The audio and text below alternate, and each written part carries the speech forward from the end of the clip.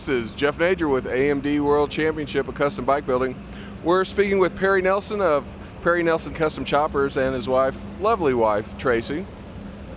And we're looking at a themed bike in the custom Harley. And tell us about the name of this bike and what the inspiration was. My name is Perry Nelson. I am a builder of this bike, and it is a Betty Page bike.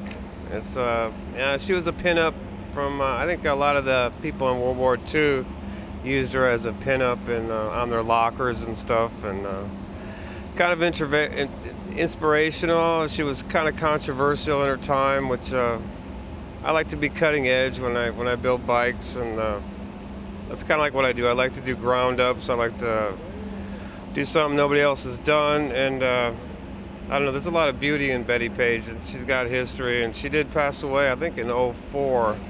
Don't quote me on that. She was, I think... We won't quote you. Yeah, we had a hard time finishing this bike up, but we got through it.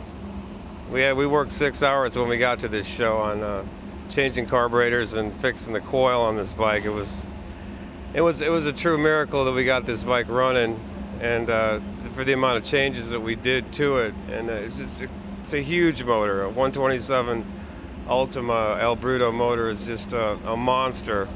Well, let's talk about the front end. It's got the old school hot rod look, gangster white walls, red rims. Tell us what's going on there. Well, I stuck a wide glide on it, kind of old school. It's got a 7-degree rake. It's going on a modified stock 99 Softail frame.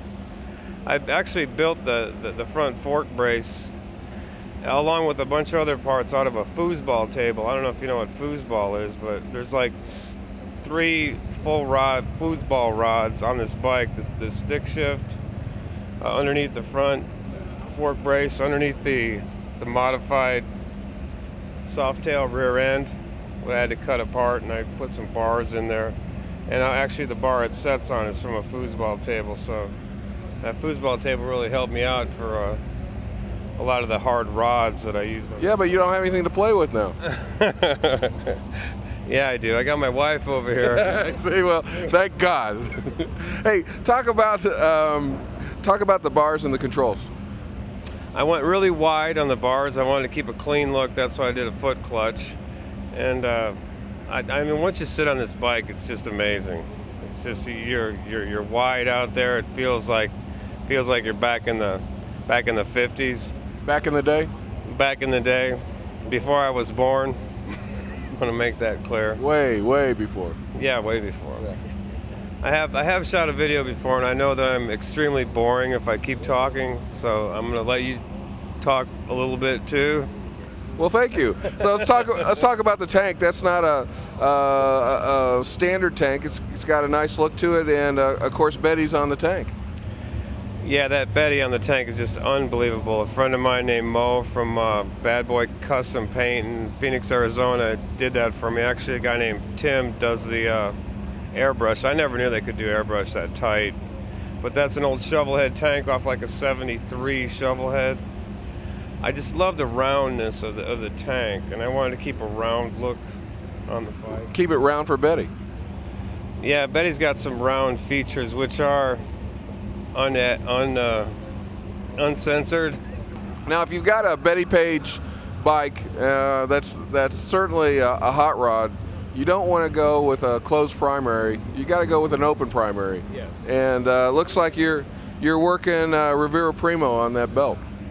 Yeah, so you got a 3-inch on here, and I also got on the rear end just to get this in. We did put some Legend shocks on there, some air shocks, which raise it up and down.